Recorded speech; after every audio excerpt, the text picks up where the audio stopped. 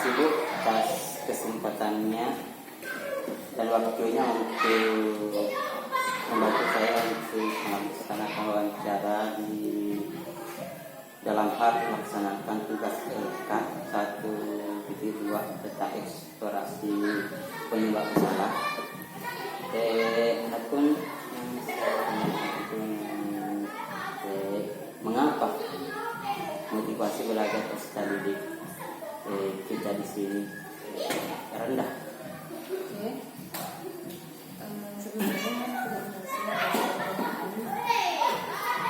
Motivasi belajar peserta didik rendah dalam hal ini itu banyak yang mengacu. Yang pertama itu peserta didik kurang sehat dalam fisiknya sebelum ke sekolah. Yang kedua itu mungkin dari pengaruh orang tua juga tidak memberikan perhatian kepada anaknya, sehingga ketika sampai di sekolah orang tua itu langsung memberikan semua tanggung jawabnya kepada guru.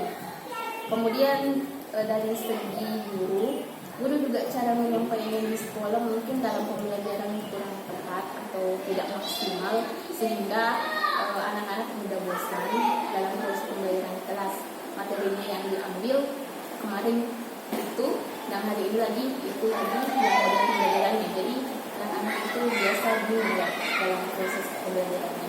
Mungkin itu pengacu dari bosannya anak-anak di dalam sekolah. Selanjutnya itu kenapa kemampuan peserta didik itu ada yang di bawah rata-rata dalam hal pembelajaran PJDK? Kemampuannya di bawah rata-rata. Dari segi ini dari segi anak-anak dulu. Kalau dari peserta didik memiliki kemampuan di bawah rata-rata dalam pembelajaran POJK itu, mungkin yang pertama itu dari segi siswa ya. Kalau dari segi siswa, mungkin dari siswa ada yang tidak sarapan dulu ke sekolah, sehingga fisiknya itu kurang maksimal untuk pembelajaran POJK sampai di sekolah. Terus yang kedua itu dari gurunya, dari dalam sekolah. Mungkin dalam pembelajarannya itu anak-anak kan pikirannya kalau pembelajaran POJK itu selalu dalam di luar ruangan, main bola, basket atau lari atau bagaimana. Tapi pas sampai di sekolah itu pembelajarannya ternyata menurut di dalam kelas atau teori yang diberikan, sehingga anak-anak kurang maksimal atau keliru, tidak semangat jadi pembelajarannya POJK. Mungkin seperti itu Pak.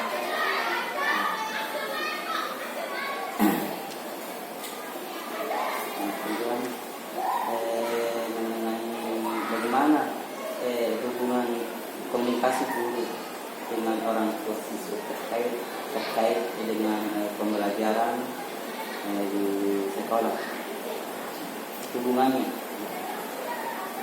Kalau hubungan komunikasi antar guru dengan orang tua siswa masih sangat kurang, itu menurut saya itu ada pemicunya, yaitu dua pemicu. Yang pertama itu orang tua ketika mengantar anaknya ke sekolah, dia kan ingin kembali lagi bekerja di rumah, di kantor atau di mana, sehingga kurang komunikasi antar guru. Setelah mengantar anaknya ke pintu gerbang, dia langsung pulang, tidak berbincang dulu, tidak berbicara dulu dengan kondisi anaknya. Yang kedua itu dari kita di sekolah mungkin kurang maksimal melakukan pertemuan atau musyawarah antar guru terkait dengan perilaku anaknya, kurang belajarnya anaknya, minatnya dalam pembelajaran. Kita masih jarang melakukan pertemuan antara orang tua dan guru, sehingga mungkin komunikasi atau prosesnya masih kurang. Kemudian kenapa guru itu belum maksimal dalam mengimplementasikan model pembelajaran dan kurang inovatif dalam belajar inovatif dan tidak tahu karakter materi yang dibawakan belum maksimal. Kalau guru belum maksimal untuk mengimplementasikan model pembelajaran di dalam kelas itu, untuk menurut saya itu masih banyak guru yang kurang kreatif dalam melaksanakan proses pembelajaran atau cara penyampaian materi di dalam kelas.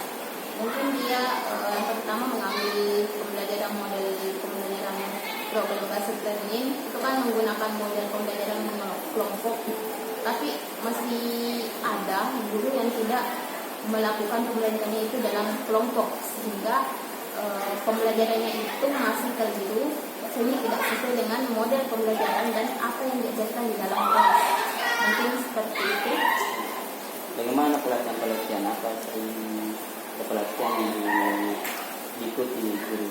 Oh, iya, itu juga kita di sini kurang dalam pelatihan dengan pelatihan KKG, pelatihan dinas. Jadi kita di sini pemahamannya masih kurang tentang model pembelajaran. Masih keliru karena kurang pelatihan di dinas.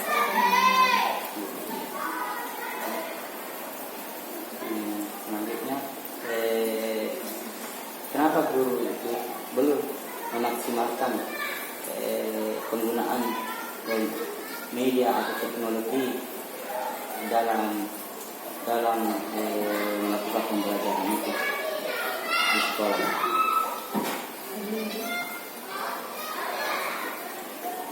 Yang kelima yaitu yang keenam tadi.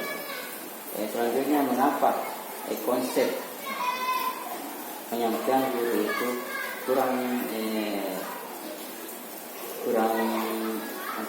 keliru, tidak sesuai dengan apa yang mau digayakan. Kalau penyampaian konsep materi yang keliru itu kadang ya masih banyak di sini guru yang tidak menguasai bahan ajarnya, dan banyak guru yang kurang antusias dalam mengembangkan bahan ajarnya. Contohnya seperti hari ini kita pembelajarannya seperti ini, tapi pas di dalam kelas atau di dalam ruangan itu guru tidak mengetahui di mana ini, bagaimana intinya nanti, dan bagaimana penyelesaian dari tugas yang diberikan kepada anak-anak, sehingga anak-anak juga bingung ini mau kemana jawabannya dan seperti apa nanti hasilnya. Karena guru juga kurang maksimal atau belum paham tentang materi yang diajarkan. Mungkin seperti itu.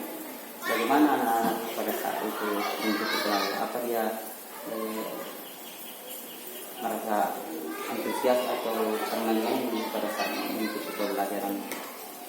Ya, kalau cara penyampaian konsep materinya itu kurang bagus atau keliru, otomatis anak-anak di sana masih banyak yang bermain. Maksudnya tidak memperhatikan bagaimana ini dan apa yang disampaikan oleh gurunya, dan anak-anak juga tidak tahu bagaimana nanti ini intinya. Mungkin seperti itu. Kemudian bagaimana pemahaman guru tentang terkait dengan materi literasi dan numerasi tersebut dalam penyampaian pembelajaran di kelas? Kalau terbatasnya pemahaman guru terkait dengan penyampaian pembelajaran yang berupa literasi dan numerasi, di sini masih kurang produktif. Contohnya seperti harusnya itu kalau dalam pembelajaran itu harusnya sebelum masuk di proses pembelajaran kita berikan dulu waktu anak-anak untuk membaca di pojok membacanya di literasi, sehingga anak-anak tahu bagaimana ini prosesnya nanti, atau bisa dijadikan sebagai pemanasan dulu sebelum belajar. Tapi masih banyak guru yang tidak melaksanakannya.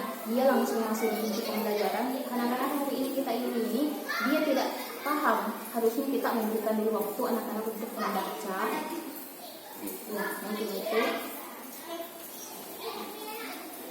Kemudian selanjutnya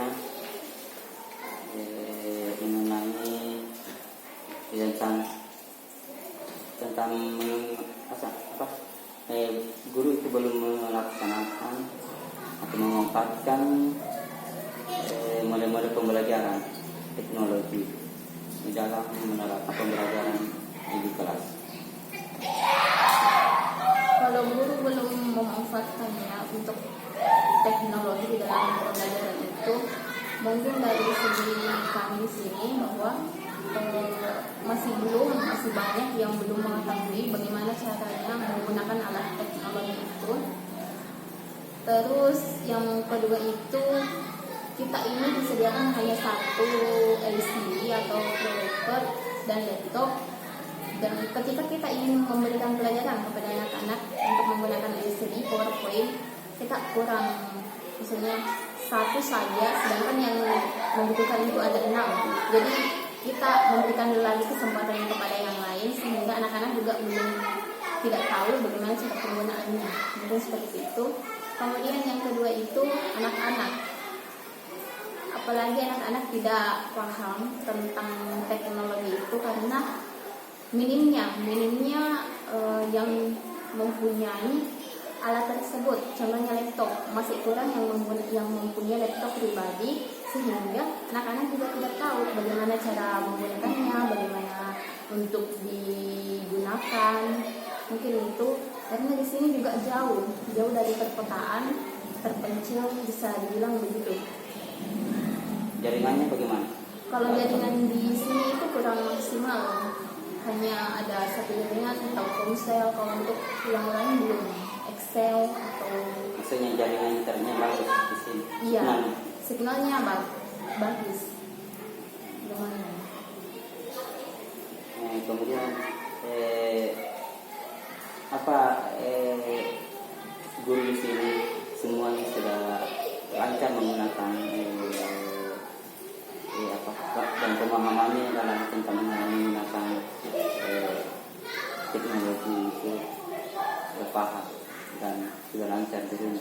Kalau guru di sini tuh hanya 1-2 yang bisa menggunakan alat teknologi.